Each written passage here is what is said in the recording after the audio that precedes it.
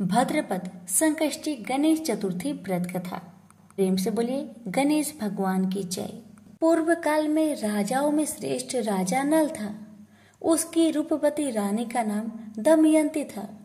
श्रापवश राजा नल को राज्य च्युत खोना पड़ा और रानी के वियोग से कष्ट सहना पड़ा।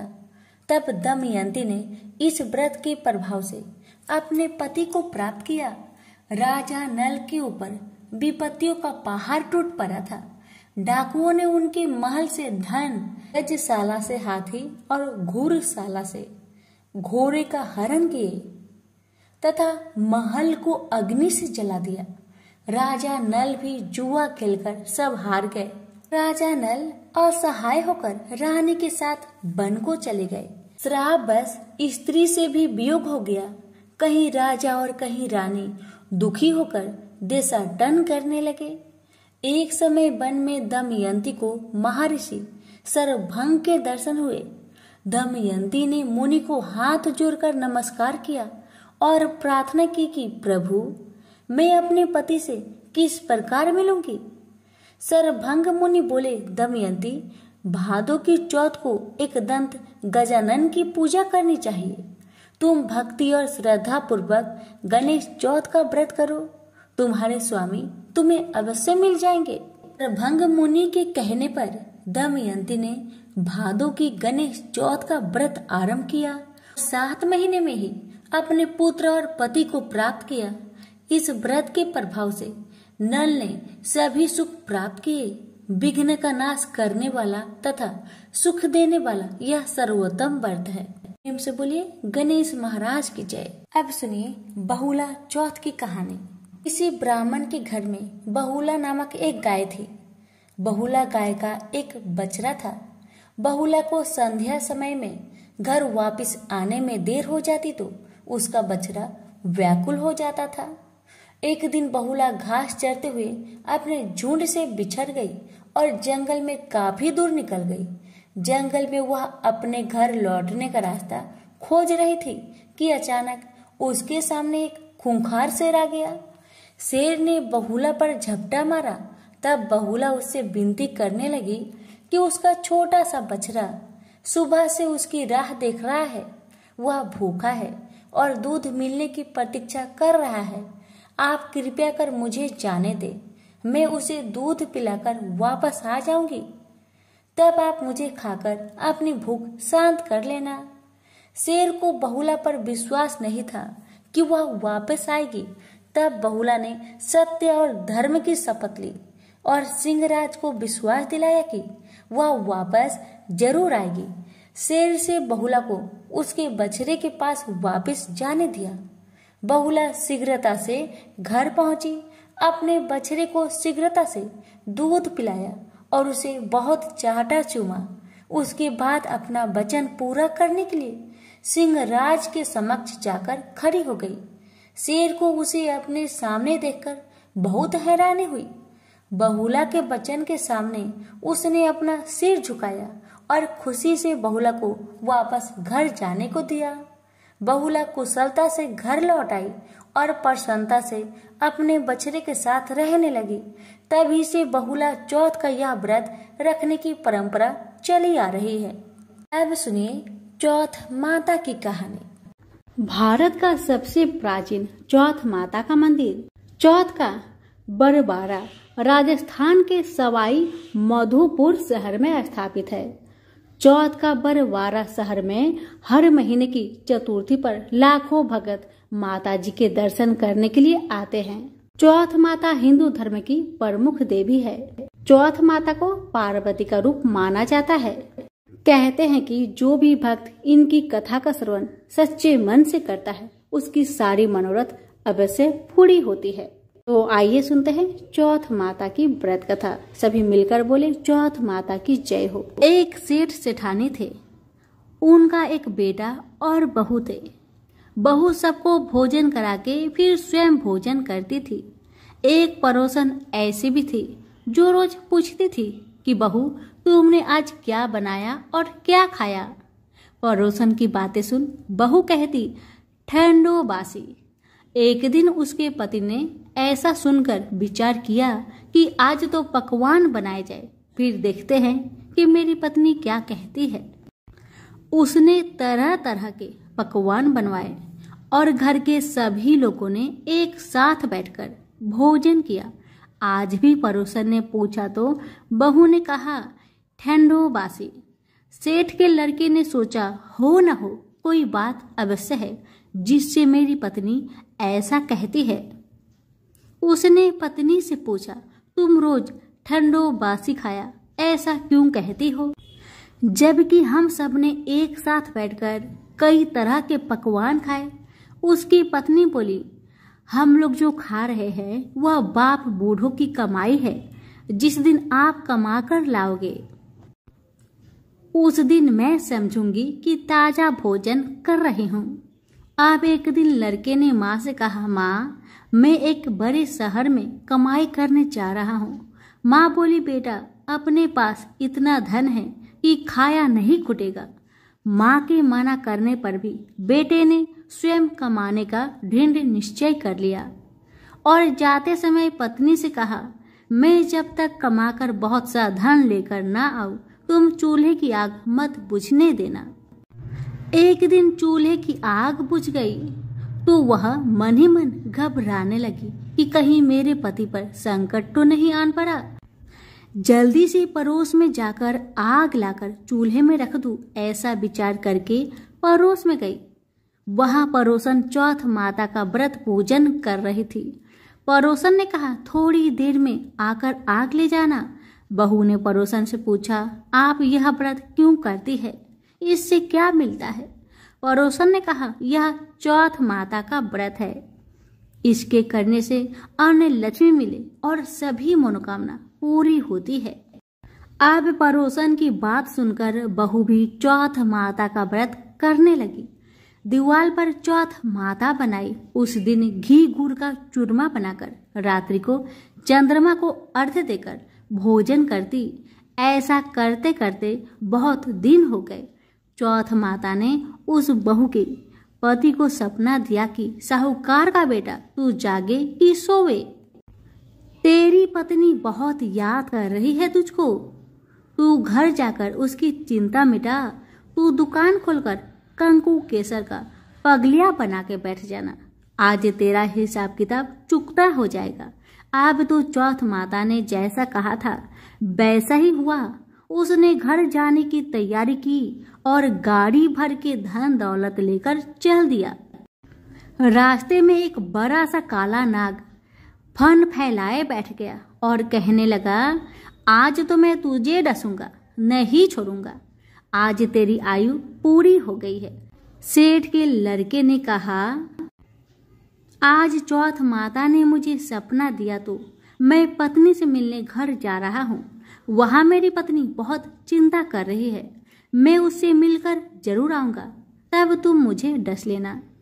नाग ने कहा, तुम शपथ पूर्वक कहकर जाओ तो मैं तुम्हें जाने दूंगा, परंतु अगर तुम लौट कर नहीं आए तो मैं तुम्हारे घर जाकर तुम्हें डस लूंगा। इस प्रकार सर्प को वचन देकर वह अपने घर पहुंचा। वहां सभी से हंसी खुशी से मिला और भोजन करके उदास होकर बैठ गया।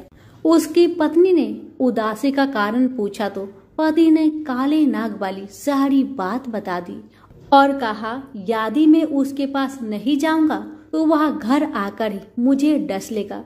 पत्नी बहुत चतुर थी। उसने कहा कि आप घबराइए नहीं, लेट जाओ, मैं एक उपाय करती हूँ। पत्नी ने कमरे की 7 पीढ़ी धोई। पहली पीढ़ी पर रेत रखी, दूसरी पर इत्र, तीसरी पर गुलाल, चौथी पर फूल और कंकु केसर, 5वीं पर लड्डू पेड़ा, 6ठी पर गादी गलीचा और 7वीं पीढ़ी पर दूध का कटोरा भर कर रख दिया। इस प्रकार वह 7 पीढ़ी सजाकर बैठ गई। जैसे ही आधी रात हुआ, नाग आकर पीढ़ी चढ़ने लगा। पहली पीढ़ी पर रेत में लौट गया और कहने लगा कि सेठ की बहू ने आराम तो बहुत दिया, पर बचनों से बंध कर आया हूँ, सो डसूंगा तो जरूर। इसी प्रकार 7 पीढ़ियों पर नाग आराम करता हुआ और कहता हुआ कि डसूंगा जरूर कमरे में ही जाने वाला था कि चौथ माता ने विचार किया कि मैं अगर इसे नहीं बचाऊंगी तो संसार में धर्म कर्म और व्रत पूजन को कौन मानेगा। अब तो गणेश जी, चंद्रमा जी और चौथ माता ने उसे बचाने का विचार किया। चंद्रमा जी ने उजाला किया, चौथ माता ढाल बनी और गणेश जी ने तलवार लेकर नाग को मार दिया और ढाक से ढक दिया। अब बहू भी थकी हारी सो गई। जब सुबह हुई तो लोग बेटे से मिलने आए, परंतु बेटा बहू तो उठे ही नहीं थे। बहुत देर हो गई तो माँ उन्हें उठाने गई।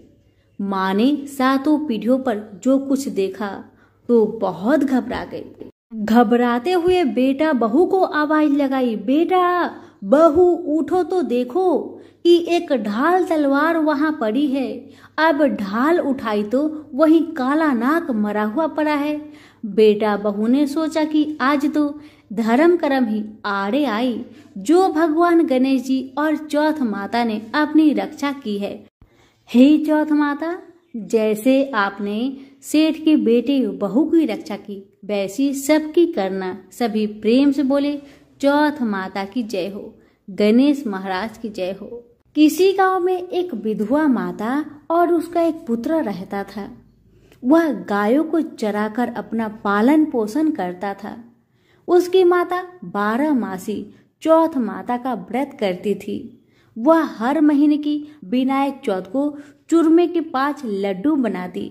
उनमें से एक चौथ माता का, एक गणेश जी का, एक गाय माता का निकालकर दान करती, एक बेटे को खिलाती और एक स्वयं खाती। जब जेठ महीने की चौथ थी, बेटा पड़ोसन के घर गया। वहाँ चूरमा देखकर पूछने लगा कि दीदी आप क्या कर रही हो। अब वह बोली, आज चौथ की व्रत है इसलिए मैंने चूरमा बनाया है। मगर तेरी माँ तो हर चौथ को ही बहुत सारे लड्डू बनाती है, पर तुझे केवल एक ही लड्डू खाने को देती है। ठंडी बासी रोटी की खाने को देती है। लड़का पड़ोसन की बातों के बहकावे में आ गया और अपनी माता से बोला, माँ तू चूरमा खाती है और मुझे सिर्फ एक लड्डू देती है, इसलिए तू अब चौथ माता का व्रत करना छोड़ दे। माँ ने कहा, बेटा ये तो चौथ माता का व्रत है, तेरे ही सुख शांति के लिए करती हूँ मैं यह व्रत नहीं छोड़ सकती हूँ। यह सुनकर बेटा नाराज होकर विदेश जाने लगा। माँ बोली, बेटा यदि तू मेरे से नाराज होकर विदेश जाना चाहता है तो ये माताजी की आंखें अपने साथ ले जा। यदि तेरे पर कोई संकट आए तो चौथ माता और विनायक जी का नाम लेकर इन्हें डाल देना, तेरा संकट दूर हो जाएगा। लड़का आंखों को लेकर विदेश चला गया। रास्ते में उसे एक खून से भरी हुई नदी मिली जिसे पार करना संभव नहीं था, लेकिन उस संकट की घड़ी में उसे अपने माँ की बात याद आई और उसने एक आंख चौथ माता का नाम लेकर उस नदी में डाल दिया और कहा, हे चौथ माता, यदि आप सच्ची है और मेरी माँ मेरे लिए ही आपका व्रत सदा करती है तो यह नदी दूध और पानी से भर जाए और मुझे रास्ता मिल जाए। उसके ऐसे कहते रास्ता मिल गया। आगे चलने पर भयंकर जंगल से भी उसे इसी प्रकार आंखें पूर कर गुजरना पड़ा। आगे चलकर एक नगर में पहुंचा। उस नगर के राजा के यहाँ रोज एक मिट्टी के बर्तन का आवा पकता था। वहाँ आवा तब पकता था जब उसमें एक आदमी की बलि दी जाती थी, यानी एक आदमी को बर्तनों के साथ चुन दिया जाता था। उस लड़के ने वहां जाकर देखा, एक बुढ़िया माई आटा पीसते जा रही थी और रोती जा रही थी। उस लड़के ने इसका कारण पूछा तो बुढ़िया माई बोली कि बेटा, आज मेरे एक लौते बेटे का इस आवा में जाने का नंबर है। तब वह लड़का बोला, हे बुढ़िया माई, तू मुझे जल्दी से खाना खिला दे, तेरे पुत्र की जगह में मैं जाऊंगा। बुढ़िया माई के मना करने पर भी वह नहीं माना और राजा का बुलावा आने पर अपना सामान बुढ़िया माई के घर छोड़कर वह चला गया। रात में चौथ माता के आंखें वह एक लोटा जल उस आवा में अपने साथ रख लिया और चौथ माता का नाम लेकर बैठ गया। दूसरे दिन आवा पककर तैयार हो गया। लोगों को बहुत आश्चर्य हुआ। प्रजा ने जाकर राजा से यह बात कही। तब राजा स्वयं देखने आए। आवा से बर्तन निकाले जाने लगे तो अंदर से आवाज आई, धीरे धीरे बर्तन उतारो, अंदर मैं हूँ। तभी राजा ने आवाज सुनकर कहा कि तू अंदर कौन है? कोई भूत प्रेत या कोई देव हो? तब वह लड़का बोला, कल जिस लड़के को तुमने आवा में चुना था मैं वही लड़का हूँ। लड़का बाहर आया। बाहर आने पर बुढ़िया माई वह राजा के पूछने पर उसने कहा कि यह सब चमत्कार तो मेरी चौथ माता वह विनायक जी के व्रत का है।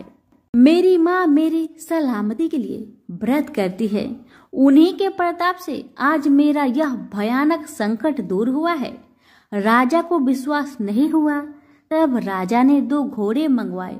एक पर स्वयं बैठा और दूसरे पर लड़के को बैठाकर उसके हाथ पैरों में जंजीर बांधी और कहा, यदि तेरी चौथ माता सच्ची है तो यह जंजीर मेरे हाथ पैरों में आ जाए। लड़के ने चौथ माता का आंख पुकार कर कहा, गणेश जी महाराज आप ही मेरी रक्षा करना। इतना कहते ही भगवान की कृपा से वह जंजीर खुलकर राजा के हाथ में जा गिरी। राजा रानी व प्रजा ने चौथ माता का चमत्कार अपनी आंखों से देखा। उसी दिन से वे सभी चौथ माता व विनायक जी के परम भक्त हो गए। राजा ने अपनी राजकुमारी का विवाह उस लड़के के साथ कर दिया और बहुत सारा धन वैभव देकर उसको विदा किया। अब वह दोनों वर वधू अपने गांव पहुंचे तो लोगों ने जाकर बूढ़ी माई को बताया कि तेरा बेटा बहू को साथ लेकर आ रहा है। वह बोली, अरे नहीं, मेरे भाग्य में बहू बेटे का सुख कहाँ है। वह ऐसा कह ही रही थी कि दोनों जने उसके पैरों में गिर गए और बेटा अपने माँ से माफी मांगने लगा और कहने लगा कि यह सब चौथ माता का ही कृपा है कि आज मैं तेरे सामने खड़ा हूँ।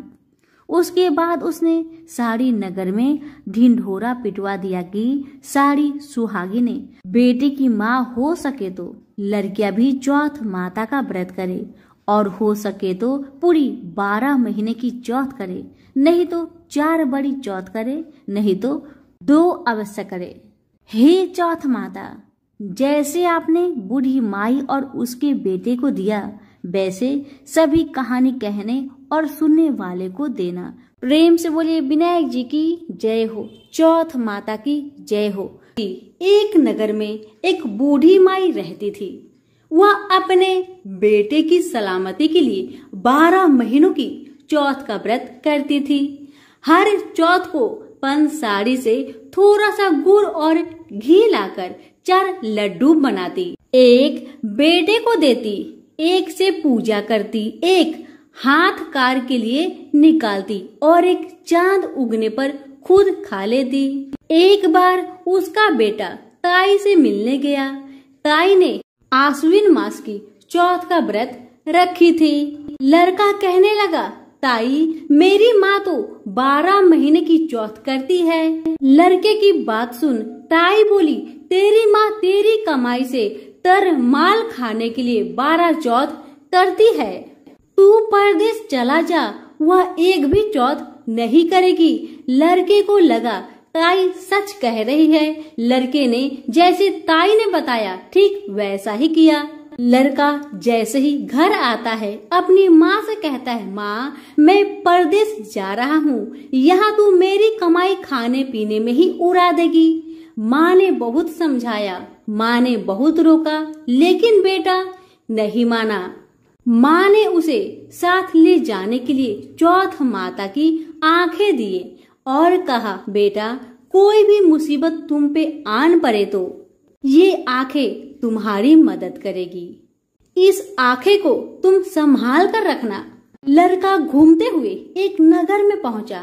उसने देखा कि एक बूढ़ी माँ रोती जा रही थी और पुआ बनाते जा रही थी। उसने कारण पूछा तो बूढ़ी माई ने कहा, बेटा, इस नगर की पहाड़ी पर एक राक्षस रहता है।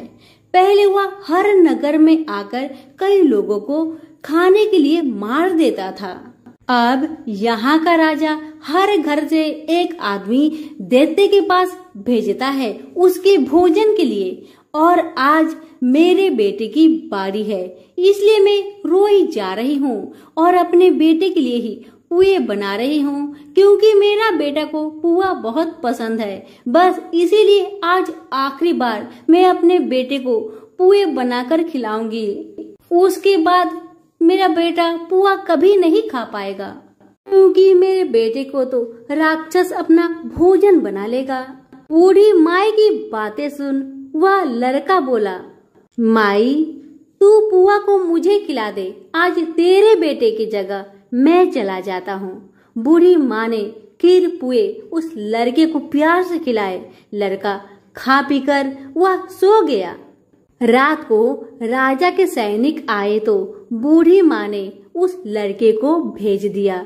राक्षस के सामने पहुंचने पर उसने चौथ माता के आंखें दैत्य की तरफ फेंककर कहा, हे चौथ माता, यदि मेरी माँ मेरी सलामती के लिए व्रत करती है तो दैत्य का सिर कटकर गिर जाए। और वैसा ही हुआ। दैत्य का सिर तुरंत कटकर गिर गया। लड़का वापस आ गया। राजा ने उसे उपहार देकर विदा किया। चलते हुए एक दूसरे राजा के नगर में पहुंचा। इस राज्य में आवा तभी पकता है जब एक इंसान की बलि दी जाती थी। सिपाहियों ने उसे पकड़कर आवे में चुन दिया। लड़के ने आंखें आवे में डालकर कहा, हे चौथ माता, यदि मेरी माँ मेरे लिए व्रत करती है तो आवा मेरी बलि लिए बिना ही झट से पक जाए। और वैसा ही हुआ। आवा तुरंत पक गया। आवे में से मिट्टी की जगह सोने की बर्तन निकलने लगे। अंदर से लड़का बोला, बर्तन धीरे धीरे निकालना, मुझे चोट लग जाएगी। राजा ने उसे निकलवाया और पूछा, इस आवे से तुम कैसे बच गए? लड़के ने बताया कि उसकी माँ चौथ माता की व्रत करती है, व्रत के कारण ही वह बच पाया है। राजा को इसका यकीन नहीं हुआ। राजा ने एक चांदी की सुराही मंगवाई और कहा कि सुराही की नली से तुम निकल कर दिखाओ, तभी मुझे विश्वास होगा। लड़के ने चौथ माता को याद करके आंखें सुराही में डाले और कहा, हे चौथ माता, मैं भौरा बनूं और सुराही से निकल जाऊं। लड़का भौरा बनकर सुराही से निकल गया। राजा खुश होकर राजकुमारी की शादी उसके साथ कर दिए और सभी लोगों को चौथ माता का व्रत करने को कहे। लड़के के शादी होने के बाद उसे अपनी माँ की याद आई। उसने राजा के पास जाकर खुद के नगर जाने की इच्छा जाहिर की। राजा ने रथ, घोड़ा, हाथी और खूब सारा दान दहेज देकर उन्हें विदा किए। चौथे दिन अपने नगर पहुंचा। वहां अकेला पंसारी के यहाँ माँ का इंतजार करने लगा। सोचा चौथ है तो माँ यहाँ जरूर आएगी। थोड़ी देर बाद लकड़ी टेकती हुई माँ आती दिखाई दी। लड़के की माँ बूढ़ी होने के कारण उनके आंखों से कम दिखता था। अब लड़के ने जानबूझकर अपना पैर लकड़ी में लगा दिया और कहने लगा, बल रे पूठ काटी, मेरे पैर के लगा दी। माँ ने उसे नहीं पहचाना। कहने लगी, भैया, मुझे चाहे कितनी गाली निकालो पर मेरे बेटे को कुछ मत कहना। बेटा माँ के चरणों में गिर पड़ा। कहा, माँ, मैं ही तेरा बेटा हूँ, मुझे माफ कर दे माँ, मुझे माफ कर दे। माँ ने अपने बेटे को सीने से लगा लिया। नगर के लोगों ने विश्वास नहीं किया कि वही उसका बेटा है। बूढ़ी माँ ने चौथ माता को याद करके कहा, हे चौथ माता, यदि मैं अपने बेटे के लिए व्रत करती हूँ तो मेरे स्तन में दूध भर जाए और उसकी धार मेरे बेटे के मुंह में जा गिरे। माँ के स्तन से दूध की धार निकलकर बेटे के मुंह में गिरने लगी। लोग चौथ माता की जय जयकार करने लगे। उस नगर के सभी लोग चौथ माता का व्रत करने लगे। हे चौथ माता, जैसे आपने बूढ़ी माँ और उसकी बेटे की सहायता की, वैसे हमारे भी करना। कहानी सुनने वाले, हुक्कारे भरने वाले सभी पर अपनी कृपा बरसाए। सभी प्रेम से बोले चौथ माता की जय हो। भगवान गणेश की कथा, जिसे किसी भी व्रत या अन्य किसी कथा को सुनने के बाद अनिवार्य रूप से सुना जाता है। गणेश जी की पूजा के उपरांत विनायक जी की कथा, गणेश जी की कथा को सुनना अत्यंत शुभ होता है। कहानी कुछ इस प्रकार से है। एक बार गणेश जी महाराज एक सेठ जी के खेत से जा रहे थे, तो उन्होंने 12 दाने अनाज के तोड़ लिए। फिर गणेश जी के मन में पछतावा हुआ कि मैंने तो सेठ जी के यहाँ चोरी कर ली।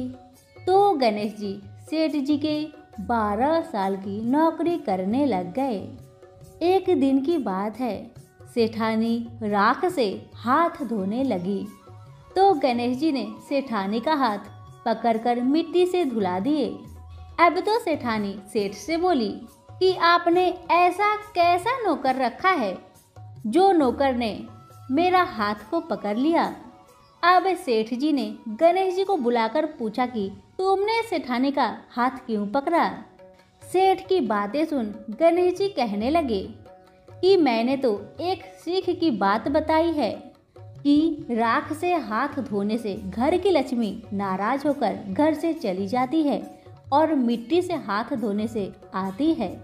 अब सेठ जी ने सोचा कि गणेश तो सच्चे हैं। थोड़े दिनों के बाद कुंभ का मेला आया। सेठ जी ने कहा, गणेश, सेठानी को कुंभ के मेले में स्नान करा के लाओ। सेठानी किनारे पर बैठकर नहा रही थी, तो गणेश जी ने उनका हाथ पकड़कर आगे डुबकी लगाए। घर आकर सेठानी ने सेठ से कहा कि गणेश ने तो मेरी इज्जत ही नहीं रखी और इतने सारे आदमियों के बीच में मुझे घसीटकर आगे पानी में ले गए। तब सेठ जी ने गणेश जी को पूछा कि तुमने ऐसा क्यों किया। तो गणेश जी ने कहा कि सेठानी किनारे बैठकर गंदे पानी से नहा रही थी, तो मैंने आगे अच्छे पानी में डुबकी लगवाकर ले आया। इससे अगले जन्म में बहुत बड़े राजा और राजपाट मिलेगा। सेठ जी ने सोचा कि गणेश तो सच्चा है। एक दिन घर में पूजा पाठ हो रही थी, हवन हो रहा था। सेठ जी ने गणेश को कहा कि जाओ जेठानी को बुलाकर ले आओ। गणेश जी सेठानी को बुलाने गए तो सेठानी काली चुनरी ओढ़कर चलने लगी, तो गणेश जी ने काली चुनरी फाड़ दी और कहा कि लाल चुनरी ओढ़ के चलो। सेठानी नाराज होकर सो गई। सेठ जी ने आकर पूछा, क्या बात है। तो सेठानी बोली कि गणेश ने मेरी चुनरी फाड़ दी। सेठ जी ने गणेश को बुलाकर बहुत डांटा और कहा, तुम बहुत बदमाशी करते हो।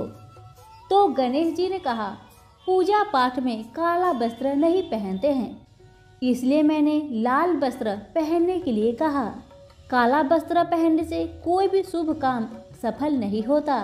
फिर सेठ जी ने सोचा कि गणेश है तो समझदार। एक दिन सेठानी पूजा करने लगी तो पंडित जी ने बोले कि वो गणेश जी की मूर्ति लाना भूल गए हैं, अब क्या करे। तो गणेश जी ने कहे कि मेरे को ही मूर्ति बनाकर विराजमान कर लो, आपके सारे काम सफल हो जाएंगे। यह बात सुनकर सेठ जी को बहुत गुस्सा आया और वो बोले कि तुम तो अब तक सेठानी से ही मजाक करते थे, मेरे से भी करने लग गए। तो गणेश जी ने कहा, मैं मजाक नहीं कर रहा हूँ, मैं सच बात कह रहा हूँ। इतने में ही गणेश ने गणेश जी का रूप धारण कर लिए और सेठ और सेठानी ने ही गणेश की पूजा की। पूजा खत्म होते ही गणेश जी अंतर ध्यान हो गए। सेठ सेठानी को बहुत धोखा हुआ और उन्होंने कहा कि हमारे पास तो गणेश जी रहते थे और हमने उनसे इतना काम कराया। तो गणेश जी ने सपने में आकर सेठ जी को कहा कि आपके खेत में से मैंने 12 अनाज के दाने तोड़ लिए थे, उसी का दोष उतारने के लिए मैंने आपके यहाँ काम किया था। सेठ जी के करोड़ों की माया हो गई। हे गणेश जी महाराज, जैसे सेठानी को दिया वैसे हम सबको देना। कहानी कहते को, कहानी सुनते को और सारे परिवार को देना। सभी बोले जय श्री गणेश जी।